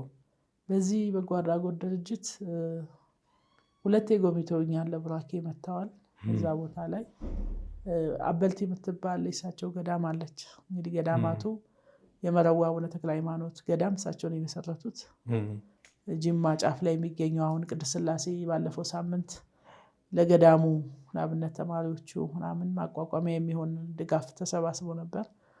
የእሳቸው ገዳም ነው። እሱም በሀገረ ስብከቱ ስር የነበረ አሁን ግን ራሱን ችሎ ተገድሞ የወጣ ነው። እዚህ አበልቲ በረሃ ላይ ደግሞ ግቤ በረሃ ላይ አንድ ገዳም አላቸው። ከዛ ገዳም ለልጆቹ እያሉ ስንዴ ይልኩልኝ ነበር እና በቆሎ ነው እንጂ በዛ በቆሎ እስቲ መኪና ከተገኘ እስቲ ጫኑላት፣ አንቺም መኪና ካገኘሽ እስቲ ውሰጂ፣ ባይጠቅምሽም የገዳም በረከት ስለሆነ ውሰጂ ይሉኛል። 1-2 ጊዜ ከዛ በቆሎ እንዲጫንልኝ ተደርጓል። አሁን ደግሞ ሰው ለሰው በጎ አድራጎት ድርጅት ሰፊ ራዕይ ይዞ ተነስቷል። ለዛ ትንንሽ ነገር እየጠየቅን አናደክምም ብለን ለትልቁ ዓላማዬ ደብዳቤ ያስገብተናል። ቤተ ክህነቷ ራሷን ድርሻ እንድትወጣ የሚል እንግዲህ የተሻለ ነገር ህዝብንም ምዕመናኑን አስተባብረው ወይም የተቀደሰ ስራ ነው። እኛ የቤተክርስቲያን ልጆች የምንሰራው ስራ የቤተክርስቲያን ስራ ሆኖ ነው መታየት ያለበትና ከዚህ አንጻር ሊደግፉን እንዲችሉ የተዘጋጁ ደብዳቤዎች አሉ። ቆጥበናቸው ነው በደንብ ገፍተን ያልሄድ ነው ትልቁ ስራ ላይ እንዲሳተፉ። አሁን ላይ ምን ያህል ህጻናት አሉ? በሰው ለሰው የህጻናትና አረጋውያን በጎ አድራጎት ድርጅት ውስጥ ምን ያህል ህጻናት አሉ? ምን ያህል አረጋውያን አሉ? የሚኖሩበትም ያው በአንቺ መኖሪያ ቤት ነውና ማን ነው የሚንከባከባቸው? ማን ነው የሚያበላቸው? ማን ነው የሚያጠጣቸው? እስቲ እሱ ነገር በጎ አድራጎት ድርጅት ውስጥ አሁን በ2010 ነው የተመሰረተው። በዚህ ጊዜ ውስጥ 85 ልጆች ተቀብሏል። አሁን በቀደም ከገባች ልጅ ጋር 185 ልጆች ገብተዋል። እነዚህ ህፃናት እንግዲህ ከተለያዩ ቦታ የመጡ ናቸው። ድርጅቱ ስራው አንደኛው ትልቁ ዋናው ነገር ጉዲፈቻ መስጠት፣ ለአሳዳጊ መስጠት። እዛ ውስጥ ማጠራቀም አይደለም የኛ ስራ። ልጆቹን በአግባቡ ሊያሳድግ የሚችል በሀገራችን ጉዲፈቻ የተለመደ ነገር ነው እና ተከበረም ነው ጉዳይ ነው። እዛ ላይ ሄደው እንዲያድጉ ነው ምንሰራው። ከዛ አንጻር እንግዲህ 113 ልጆች ለአሳዳጊ ተሰጥተዋል። ከዛ ሀገር ውስጥ ላሉ አቅም ላላቸው ሊያሳድጉ ይችላሉ ለሚባሉት በተቀመጠው መስፈርት መንግስት ያስቀመጠው ነገር አለ። ልጆች አሳዳጊ ሲሄዱ አሳዳጊው ምን ያሟላ ይሄን ተብሎ የተዘረዘረ አለ። በዛ መስፈርት የሚመጡልን ሰዎች መንግስት ይሰጣል ማለት ነው። እኛ እናቆያለን፣ አሳዳጊ እንፈልጋለን። አሳዳጊው ሲመጣ በእኛም በመንግስት በኩልም ሊመጣ ይችላል አሳዳጊ። እኛ ግን ያቆየናቸው ልጆች ዝም ብለው ብድግ አድርጎ መውሰድ አይቻልም። በተቀመጠው መስፈርት ብቻ ነው የሚያልፈው። በህግ ተቋም በኩል በተቀመጠው መስፈርት ነው የሚያልፈው። አንዳንዱ ስም ችግር አለ በቃ ልውሰድ ምናምን ብሎ ሊመጣ ይችላል። እኛ እንግዲህ ያለምንም ነገር እንዳልኩ በቤተሰቦቼ ግቢ ውስጥ ነው የምሰራው። በጎ ፈቃደኛ ነኝ። ማንም አላስገደደኝም። ይህን ስራ ስሰራ እስካሁን ወተት አጠጥቼ እዚህ ያደረስኳቸው ልጆች ማንም መጥቶ ብድግ አድርጎ እንዲወስድ አልፈቅድም። ሁሉም በስርዓቱና በህጉ እንዲወስዳቸው ነገ ማንነታቸው ተመዝግቦ ታውቆ ነው መውጣት ያለባቸው እና ከዚህ አንጻር እንደዛ እናደርጋለን። 113 ልጆች ተሰጥተዋል ማለት ነው ለአሳዳጊ። ወደ 30 ቁጥራቸው 32 33 አካባቢ የሆኑ ልጆች በህይወት የሉም። ያው ሲጣሉ ይገጥማቸው ብዙ ነገር አለ። ሆስፒታል ሲታከሙ ይቆያሉ፣ ሕክምና ይደረግላቸዋል። እንግዲህ መትረፍ ያልቻሉት ያን ያህል እንዲሆናሉ። ሌሎቹ ደግሞ ከቤተሰብ የሚገናኙ አሉ። ምናልባት አይምሮ ታካሚ ትሆናለች፣ ታማሚ ልጇን የጣለችው ትወረውራለች፣ ትሄዳለች። ትንሽ ወደ ህሊናዋ ስትመለስ ደግሞ ልጇን ትፈልጋለች። ስለዚህ ሴትዮ ታክማ ደህና ስትሆን ልጇን መውሰድ መብት አላት ማለት ነው። ሁለተኛ ተጠፋፍተውም ሊሆን ይችላል። መንገድ ላይ የሚገኙ ህፃናትን እኛ ጋር መጥቶ ባደራ ያስቀምጣል ፖሊስ። ወደፊት ማስታወቂያ ተነግሮ ታይቶ ልጁ እኛ ጋር ካለ ፖሊስ በአግባብ አሁንም ይመልሳል ማለት ነው። እስከዛ እኛ ጋር ይቆያሉ ልጆቹ እና በመጨረሻ እንግዲህ እኛ ጋር የሚቆዩባቸው ነገሮች ህፃኑ ጉዲፈቻ እስከሚሄድ ድረስ ነው። ወይም ደግሞ 18 ዓመት አስቸጋሪ ችግር ያለበት ልጅ ከሆነ 18 ዓመት ድረስ ብቻ ነው ሰው ለሰው ማቆየት የሚችል። ከ18 ዓመት እስኪሞላ መማር አለበት። ወዲያው ደግሞ ጎን ለጎን የሆነ ስራ ማግኘት አለበት። ይሄኛ ግዴታ ነው። እሱ እንደምንም አድርገን ልጁ በጊዜ መውጣት አለበት። አሁን እንግዲህ እኛ ጋር 22 ቁጥር ያላቸው ልጆች አሉ። አብላጫው ማህበረሰቡ ወንድ አይወስድም፣ ሴት ነው የሚወስደው፣ አዶፕት የሚያደርገው። ስለዚህ ወንዶቹ እኔ ጋር ይቀራሉ። አደጉ። ሲያድጉ ደግሞ ከኛ መለየት አይፈልጉም። ከኛ አሁን በቀደም እኔ እዚህ ያለው አዶፕሽን ተፈጽሟል እዛ እኛ ጋር ልጆቹ 7 ዓመት ሆናቸው። ስለዚህ አዶፕት ሲደረጉ በጉዲፈቻ ሰዓት መንግስት ሊያስረክባቸው ሄደው በታሪክ እምቢ ያሉት ልጆች ሰዎቹ በቃ ባብለው ምን ብለው አዝናንተው ምናምን ነው ይዟቸው የገቡት ወደ ቤት አሉ። እኛን ለመዷ ውስጥ ያሉ ልጆች ወንድሞቻቸው ናቸው አድርገው የያዙት። አሁን ልጅ ከፍ ሳይል ነው ለአዶፕሽን መሰጠት ያለበት። ከፍ ካሉ ወዲህ እዚህ ጋር ብዙ ነገር ለምደዋል። ምንም ይጥቀምም ይነስም እነሱ የሚያዩት እዛ ጋር የነበረውን ፍቅር ብቻ። ከዚህ አንጻር ጉዲፈቻ እነሱ ከሄዱት ጋር አሁን 22 ቁጥራቸው እንደዚህ የሚሆኑ ልጆች እኛ ጋር አሉ። ያው አንድ ህፃን ችግር ካለበት አሳዳጊ አይወስድም። እጁ ላይ ችግር ካለበት፣ እግሩ የሚያነክስ ከሆነ፣ ፊቱ ላይ የሆነ ምልክት ካለው ምናምን ስትወልድ አትመርጥም። ራሷ ወልዳ ቢሆን አትመርጥም ማለት ዶክተር ስታረግድ መርጣ ነው የምትወስደው። ለምን እንደዛ አደረግሽ አትልም። አሳዳጊ ነው አሳዳጊ ነው። በእንደዛ አይነት መልኩ ሌላ ችግር ያለባቸው ካሉ እኔ ጋ ይኖራሉ። እኛ ጋ አሁን ኦቲስቲክ አሉ፣ ዳውን ሲንድሮሞች አሉ እኔ ጋ በህይወት እስካሉ ይኖራሉ። አይናቸውም ሲወለዱ አይናቸው ማዩ ህጻናት ይመጣሉ እኔ ጋ እስካሉ ይኖራሉ። ሲሸኙ ሸኛቸዋለሁ ማለት ሲሞቱ እና እንደዚህ ያን ችግር ያላቸው እኔ ጋ ይቀራሉ። ጤነኛና ሊሄዱ የሚገባቸው ደግሞ በጊዜ ከ7 ዓመት በታች ከሆኑ ጉዲፈቻ የሚሰጡበት አግባብ ነው ያለው። እና አዛውንቱም እንግዲህ ስጀምር በአዛውንቱ ስለጀመርኩ አዛውንትና አይምሮ ማን ሴቶች ላይ በብዛት አሉኝ ማለት እነሱ ላይ ይሰራል። ሴቶቹ እንግዲህ ከአይምሮ በሚነሱና ወደ ህክምና ነው የምንወስዳቸው። ጎዳና ላይ ሊሆን ይችላል፣ ወዲያው እዛ ጋር ይያዛሉ፣ ወደ ህክምና ይሄዳሉ። ሲሻላቸው ልክ ወደ ራሷ ስትመለስ መድኃኒቷን በደንብ መውሰድ ሰዓቷን መጠበቅ ስትጀምር ወደኛ ትመጣለች ማለት። ሆስፒታል ውስጥ ራሷን ስታገኘው አሁንም መድኃኒት እየዋጠች መሆኑን ስታስበው መኖር ያስጠላታል። እስከ መቼ ምናምን ብላ ሌላ ህይወት ውስጥ ትገባለች። ከዛ ሆስፒታል ውስጥ የምታስበው ምንድነው? አሁን ደህና ነኝ አይደል፣ ከዚህ ወጥቼ የት እሄዳለሁ ትላለች። ያ ደግሞ ለእነሱ ሌላ በሽታ ይሆናል። ስለዚህ የጂማ ሪፈራል ሆስፒታል ጋር አግሪመንት አለን ማለት የዳኑና ጥሩ ጤንነት ላይ ያሉ ሴቶች ሲሆኑ እነሱ ሪፈር ያደርጋቸዋል ወደኛ። አሁን ጥሩ ደረጃ ናቸው ብለው ሲያምኑ ያምንቀበልና እኛ ጋር እያገዙ መድኃኒታቸውን እየወሰዱ እየተከታተልን ደግሞ ስራ እንዲገቡ እናደርጋለን። በጣም ያልተጨናነቀ ስራ ግን በቀላሉ ሊሰሩት የሚችሉ ሰዎችን እናናገራለን። ኬዙን ነግረናቸው ምናልባት መድኃኒት ስትሰጥ እሷንም ማሳመነን ነው፣ ሰዎቹ መድኃኒት እንዲሰጡልን አድርገን ነው። ምክንያቱም የዳኑ ይመስላቸውና መድኃኒታቸውን አይወስዱ። ስለዚህ ሆቴል የምትቀጠር ከሆነ ለባለ ሆቴሏ እንነግራታለን። እንዲህ ሰዓት መድኃኒት አላት፣ መድኃኒቱ እዚህ ጋር ቢቀመጥ እና እንድትወስደው ምናምን ግድ ነው። ያለዛ እንደገና ከዜሮ ልንጀምር እንደዛ እንላለን፣ እንሰጣቸዋለን። እሱም ያንን እየሰጡ ያቆያቸዋል ማለት ነው። በዚህ አይነት መልኩ አዛውንቱና እነሱ አንድ ላይ ነው ያሉት። ይህ ሁሉ እስካሁን ማወራልህ ህፃኑም አዛውንቱም አይምሮ ታካሚውም አንድ ላይ ነው ያሳለፈው በአንድ ግቢ ውስጥ። በቅርቡ ነው ለመንግስት ባነሳ ነው ጥያቄ መሰረት እየሰራን ያለነውን ስራ በጣም ጠቃሚና የመንግስት ስራ መሆኑን ስላመኑበት የነበሩት የዛሬ 2 ዓመት የነበሩት የጅማ ከተማ ከንቲባ ቦነጂባ አባራያ ይባላሉ። እሳቸው ጎብኝተው 4 ችግሮቻችንን ነግረናቸው ወዲያው 2ቱን ችግሮቻችንን ቀርፈውልን በወር ውስጥ ነው የቀረፉት። አንደኛ በኮቪድ ጊዜ እግዚአብሔር ያወጣን ያው ሁሉ ሰው እዛ ሲሆን ልጆቹም አዛውንቱም ከባድ ነበር እና እሳቸው የሚመጡት በዛ ጊዜ ስለነበረ ወዲያው ጥያቄያችን 4 ዓመት ሆነብን፣ ቦታ ስጡን እያልን ምንም የለም።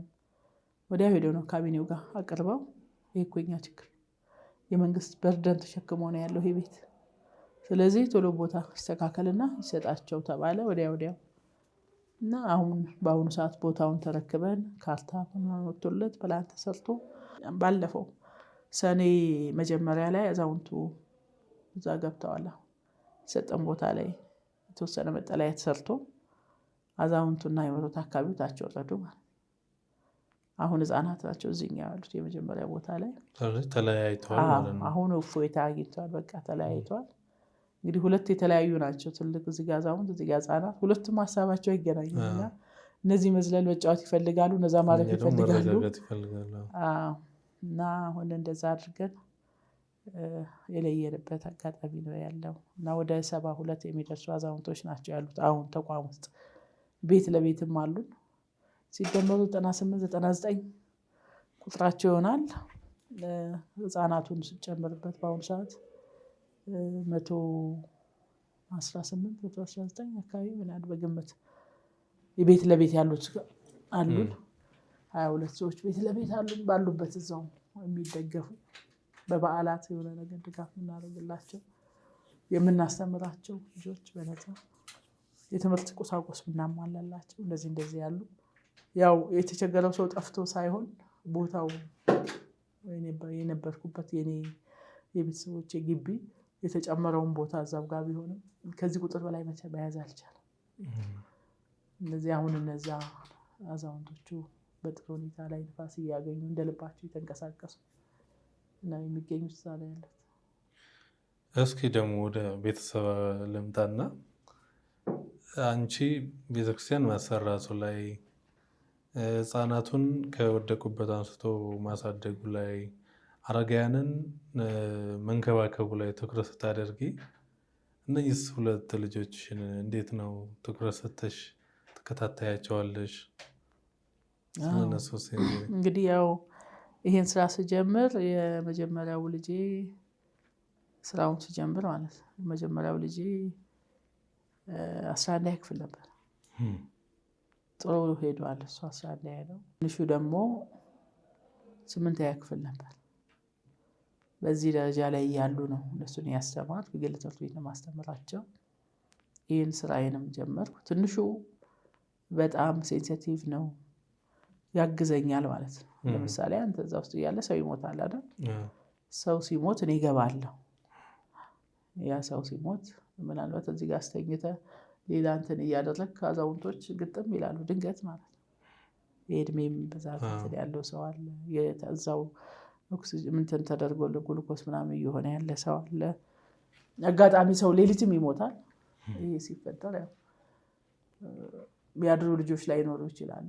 ለጊዜው ማስተካከል ስላለብኝ እኔ እዛ ስገባ እኔን ለማገዝ ሲል የሚያስፈራውን ነገር ደፈረ ማለት ነው። ውሃ ያመጣልኛል፣ የሆነ ነገር ያቀብለኛል። እንደዛ እያለ ቀስ እያለ ነው እስቲ ቆይ አንቺ ዞር በይ ማለት ጀመረ ማለት ነው። ማገዝ ጀመረ። አስከሬት ይባል ይፈራል። እነሱ ግን በልጅነቱ ሳናነሳ ከጎዳና አብረው ነው ሄዶ አንስቶ የሚመጣው። እኔ ከሌለውም ከአሉት በጎ ፈቃደኞች ወይ ደግሞ ተንከባካቢዎች ጋር ይሄዳል። ሄዶ አንስቶ ይዞ ይመጣል። ግላብ አድርጎ ያጥባል። ትልቁ ደግሞ አይገባም ወደ ውስጥም ጭራሽ። በቃ አንድ ነገር ሳይዝ ቮሚት ነገር ከውስጡ አይችልም። ተፈጥሯችን ይለያያል። ይሄ ደግሞ ጽድት አድርጎ አጥቦ ያስተኛልኛል ሁሉ። ምንድነው የሚማረው ፊልድ? ይሄኛው ኢንጂነሪንግ ነው የሚማረው። 4 ዓመቱ ነው። በቀጣይ ዓመት ይመረቃል። እንደው በልጅነቱ ምን ይለኛል ነበር፣ እኔ ህንፃው ሲሰራ ሰው ለሰው ወደፊት መቼም በዚህ አይቀሩም ማለት የተሻለ ነገር ይሰራል። ያኔ እኔ ነኝ በምህንድስናው ማገለግለው ይል ነበር። አንተ እስክትማር ሰው ለሰው ቁጭ ብሎ ይጠብቃል እለው ነበር። ግን ሆነ ማለት ነው። ዞሮ ዞሮ እንግዲህ የሚቀጥለው ዓመት ነው የሚመረቀው። እንደዛ ነው። አንዳንድ ከዚህ ቀደም ድርጅቱ ሳይመሰረት ስራዎችን ሰራለሁ። እኔ ዩኒፎርም አከፋፍላለሁ ማለት ትምህርት ቤቶች ዩኒፎርም ይሸጣለሁ። የተለያዩ ዩኒፎርሞችን ከአዲስ አበባ እየወሰድኩኝ የመሸጡ እንትን የረጅም ጊዜ ቆይታ አለኝ። እሱን ይሰራሉ። አሁን ደግሞ ልክ በጎ አድራጎት ድርጅቱ ሲቋቋም ያን የነበረው ሱቄ ለሁለት አካፍዬ ግማሹን ዳቦ ቤት አደረኩት። ለምንድን ነው የግድ ሰው ካለ መብል አለ። ሰው ባይሰጠኝስ ሰው ሰብስቤ ምንድን ነው ማበላው? እንደዚህ ሆነች ዳቦ ቤት እንትን ማለት አለብኝ ብዬ ሰው ለሰው ዳቦ ትባል ዳቦ አለች። ቁርሳቸው ከዛ ይመጣል። የሆነ ኬዝ ቢፈጠር አሁንም ተጋግሮ ምሳም በጎመንም በምን ተደርጎ ይቀርባል። እኛ ትርፍ ባናገኝበትም እዚህ ልጆች የሚመገቡት ይሆንልኛል በማለት እሱንም ያግዙኛል ማለት በትርፍ ጊዜያቸው እኛ ጋር ባሉ ሰዓት በእንደዛ አይነት መልኩ ነው እንግዲህ ልጆቼንም የማሰማሩትን ብዙም አልተጓገለብኝም። ወደፊት ደግሞ ራሳቸውን ችለው የራሳቸውን ኑሮ መስርተው እንዲኖሩ እንጂ እኔን እያገዙ በዚህ ነገር ብቻ የሚሆንበትን አይደለም ማስበው። እግዚአብሔር ረድቶኝ ግን ሁለቱንም ልጆቼን አስተምሬያለሁ። ከዚህ በኋላ ምናልባት አንዱን ወደ ውጭ ሀገር የሚሄድበትን እድል እያመቻቸውለት ነው እንዲማር። እሱን እያመቻቸው ቤተሰቦቼ ያሉ ውጭ ወንድሞቼ እህቶቼ ውጭ ያሉ እነሱን ወደዛ ለመላክ ነው ማስበው። እሱ እንግዲህ ሊጠቅምህ የሚችለው ልጅ ሲማር ነው ሲሰራ ነው። እንደዛ ነው ያለው ነገር በዚህ መልኩ። መልካም። በስተመጨረሻ ይሄ ለዚህ ለምትሰሪው በጎ ስራ የኢትዮጵያ ሕዝብ ምን ያገዘሽ? እንደ መንግስት፣ እንደ ቤተ ክህነት፣ እንደ ሕዝብ ምንድነው መታገዝ የምትፈልጊው የበለጠ ለማገልገል? እንግዲህ እንደነገርኩ ከራሴ ላይ ጀመርኩት ስራው ከራሴ ያለኝን ሰጥቼ በቤተሰቦቼ ቤት ኑሮዬንም ህይወቴንም ከነሱ ጋር እየዛው ነው ማድረው። የኔም ክፍል ከነሱ ቤት አጠገብ ነው፣ ሌላ ቦታ እንኳን አይደለም። ምክንያቱም ሰው ሲያርፍ ወይ አስከሬን ሲወጣ ከሆስፒታል የሚያመጣ የለም። ሾፌር የለ፣ ሾፌሯም እኔ ነኝ፣ ሁሉ ነገር እኔ ነኝ። ምክንያቱም ለዛ በጀት ስለሌለኝ የግድ ጊዜ እስኪያልፍ ያንን ስለምሰራ እንደዛ ነው ማደርገው። ያው ይሄ ነፍስ ማዳን ስራ ነው፣ መንፈሳዊ በረከት ነው። ሰዎችን ማገዝ እንዳለብን በመጽሐፍ ቅዱስ ተገልጿል። መርዳት እንዳለብን ጌታ ስራብ አብልታችሁኛል፣ ስጠማ አጥታችሁኛል፣ እንግዳ ስሆን ስታረዝ የሚለው ቃል ሁሌ ጆሮዬ ላይ ይጮሃል። አንተ መች አይተህ አይደል? አንተ መች ተርባየን ነው እኮ ያሉት ኃጥአን። መች ተርባየን ነው ብለው የሞገቱት ነበር። ጻድቃንን ግን በአጻፋው ሲጠይቃቸው አድርገው እንዳላደረጉ ነው እንጂ መች አየንህም አላሉ፣ መች አረግን ነው ያሉት። እና ይህን ማድረግ ደግሞ የግድ የእያንዳንዱ ክርስቲያናዊ ግዴታ ነው፣ በመጽሐፍ ቅዱስ ግዴታ ነው። እና ይህን የሚያዳምጡ ሰዎች እኛ እንግዲህ እስከተቻለ እድሜ ድረስ እናስረክባል። ከእናቶቻችን የተቀበልነው በረከት ነው። እናታችን ዶክተር አበበች ጎበና፣ ወይዘሮ ዘውዲቱ መሸሻ፣ እነዚህ አረጋውያን ግዙፋን እናቶቻችን፣ እነሱ ባይኖሩ ማንን አብነት እናደርጋለን? ስለዚህ ትውልድ እንዲተካካ ያስፈልጋልና እኔ ዛሬ ያለው ነገ የለውም፣ ተቀብሎ የሚቀጥል ትውልድ ያስፈልጋል። ወጣቱ እዚህ ላይ ቢያስብበት፣ ሁሌ ኢንቨስትመንት ላይ፣ ሁሌ ህንፃ መስራት ላይ፣ ሁሌ እንደዚህ ነገር ላይ ሳይሆን እነዚህ ላይ ኢንቨስት ማድረግ ያስፈልጋል። የተቸገሩት ላይ፣ የተጣሉት ላይ ኢንቨስት ማድረግ ስለሚያስፈልግ ማድረግ እኛን ማገዝ ይኖርባቸዋል። ምክንያቱም አቅም እየደከመ ስለሚመጣ በኢኮኖሚም በአቅምም ደግፈው እነዚህ ምንም የማያውቁ ወደው ወደዚህ ዓለም ያልመጡ ህፃናት በተለይ በጣም ነው የሚያሳዝኑ። ጉንዳን ወርሎት ጉሮሮ ላይ ተለጥፎ የሚገኝ ህፃን አለ። ጉንዳኑ ማለት ክንዱን ጅብ በልቶት የሚገኝ ህፃን አለ። እኔ ሁለት እግሩን ጅብ በልቶት ህፃን የገጠመኝ ያየሁት ህፃን አለ። ሁለት እግሩን ሌሊት ሲጮህ አድሮ ማለት ስላልተደረሰለት። ይሄ ሁሉ ሰው ባለበት ሀገር ይሄ እየተፈጠረ ያለበት ሁኔታ ስለሚሆን በመላው ኢትዮጵያ ሁሉ እየተጣለ ነው ያለው፣ ንጅማ ከተማ ብቻ ሳይሆን ማለት። ስለዚህ እኛ ያዝነውን ስራ ማበረታታት መደገፍ ይቻላል። አሁን ትልቅ ህንፃ ታስበዋል፣ ግራውንድ ፕላስ 4 ማለት ዲዛይኑ ሁሉ አልቆ ጨርሰን በአዲሱ ዓመት ቁፋሮው እንዲጀመር ከጅማ ከተማ አስተዳደር ጋር ተነጋግረናል ቁጭ ብለን እንደሚያስፈልግ እና በዚህ ጊዜ ትውልድ ነው ሊያገዘን የሚገባው። ምንሰራው ተቋም ነው፣ ለትውልድ የሚያልፍ ነው። ከዚህ አንጻር ይሄንን የሚከታተሉ ሰዎች በሙሉ በተለይ የኢትዮጵያ ኦርቶዶክስ ተዋሕዶ እምነት ተከታይ ወገኖቻችን እዚህ ላይ ብታገዙን። አዲስ አበባ ላይ ያሉት ብዙ ሰው ያግዛቸዋል፣ ያገኛቸዋል። እኛ ግን ክፍለ ሀገር ስላለን ብዙ የመገናኘት ዕድል የለንም። እንደነዚህ እንደናንተ ሚዲያ እግዚአብሔር የሚፈሩና የሚያከብሩ ሰዎች እንድንቀርብ ካላደረጉን ውጪ እድሉ የለንም እና ይህን የምትሰሙ ኢትዮጵያውያን ይህንን በመደገፍ በማገዝ አብረውን እንዲሆኑ ነው አደራ የምለው። ስልክ እና አካውንት እናንተን የሚያገኙበት ስልክ የሚረዱበት አካውንት? እሺ፣ የስልክ ቁጥራችን 0965 02 02 02 ወይም 0988 94 94 94 ነው ስልካችን። የኢትዮጵያ ንግድ ባንክ 1025 12 72 321 ዌብሳይትም አለው ድርጅቱ። ሰው ለሰው ጅማ ነው የሚለው፣ ሰው ለሰው ጅማ.com ይላል። በዛ ዌብሳይት መጎብኘት ይቻላል። በቀላሉ ተገብቶ ስለ ድርጅቱ ማንነትና ምንነት በደንብ ማወቅ ይቻላል። የቦርድ አባላት አሉት። ራሱ ህጉና ደንቡን ጠብቆ የተመሰረተ ህጋዊ ባክግራውንድ ያለው በጎ አድራጎት ድርጅት ነው። ያንን በማየት እንዲጎበኙን ነው አደራ የምንለው። በጣም ጥሩ። እንግዲህ ከህይወትሽ ከአገልግሎት ከቤተክርስቲያን አገልግሎትሽ እንዲሁም ደግሞ እንደ ሀገር እንግዲህ ሀገራዊ ስራ ነው እየሰራች ያለሽው እና እንደ ሀገር የሰራሽውን እንደ ሃይማኖት የሚመለከትሽን የሃይማኖታዊ ስራ ከሰራሽው አንጻር እንዲሁም ደግሞ አሁን እየሰራሽ ካለሽውም አንጻር ከህይወትሽም ሰው በ4 ዓመት ትዳር የትዳር አጋሩን የልጆቹን አባት አጥቶ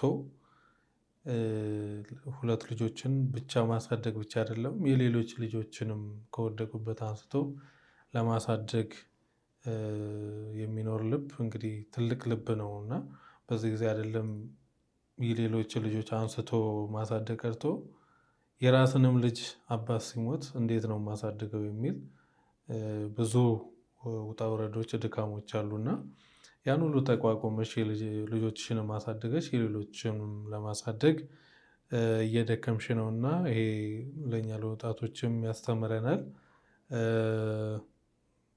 እድሜያችንን በምን ላይ ማሳለፍ እንዳለብን የሚያስተምር ታሪክ ነው የነገርሽንና አሁን እየሰራሽ ላለሽበት የሰው ለሰው የህፃናትና አረጋውያን በጎ አድራጎት ድርጅትም እንደ መንግስት ያው መንግስት የሚገባውን እየሰራ ይገኛልና እንደ ቤተክርስቲያንም ደግሞ ትልቁ ቤተክርስቲያን ዓላማዋ ከነዳያን ጎን መቆም ነው አንዱና ይሄንንም ታደርጋለች ብለን እናስባለን። እንደ አማኝ ደግሞ እንደ ህዝብ እንደ ኢትዮጵያ ኦርቶዶክስ ተዋሕዶ ብቻ ሳይሆን ይህ በጎ ስራ ለሁሉም እንደ ህዝብም ደግሞ የሚጠበቅብንን ህዝባዊ ኃላፊነት እንድንወጣ ነው የምንጠይቀው። ምክንያቱም ማን እንደሚገባ ስለማይታወቅ ብዙ ጊዜ መቄዶንያ ሁሉም የኔ ቤት ብሎ ነው የሚያስበው። ለምን ነገ እኔ ልገባበት እችላለሁ ብሎ ስለሚያስብና ይህም ነገ ማን እንደሚገባበት ስለማይታወቅ እንድናግዝ እንድንረዳ ላለው በስተመጨረሻ የምታስተላልፊው መልእክት ከሌለ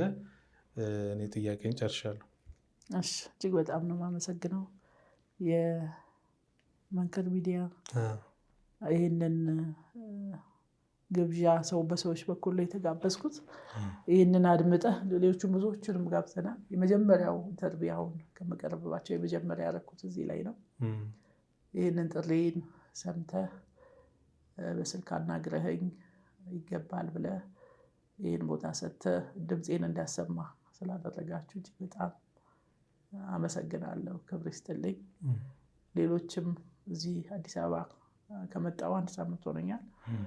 በዚህ ጊዜ አብራችሁን በመሆን እያገዙኝ የመኪና ሰርቪስ በመስጠት አንዳንድ ቦታዎች ላይ ደብዳቤዎችን ጥያቄዎችን እንዳቀርብ እየረዱኝም ያሉ ወገኖች አሉና እጅግ በጣም ነው የማመሰግናችሁ። እናንተንም በቅድሚያ እንግዲህ እግዚአብሔር ይስጥልኝ፣ አመሰግናለሁ።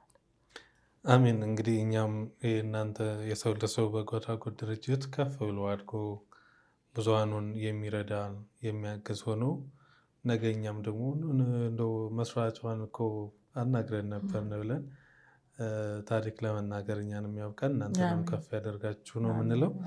የተወደዳችሁና የተከበራችሁ ተመልካቾቻችን ከእናታችን ከወይዘሮ ዘመናዊ ጋር የሰው ለሰው የህፃናትና አረጋውያን በጎ አድራጎት ዋና ስራ አስኪያጅ እና መስራች ከሆኑት እናታችን ጋር ያደረግነው ቆይታ ይሄን ይመስላል። ቀጣይ በሌላ እንግዳ እስከምንገናኝ ድረስ ቸር ይቆየን።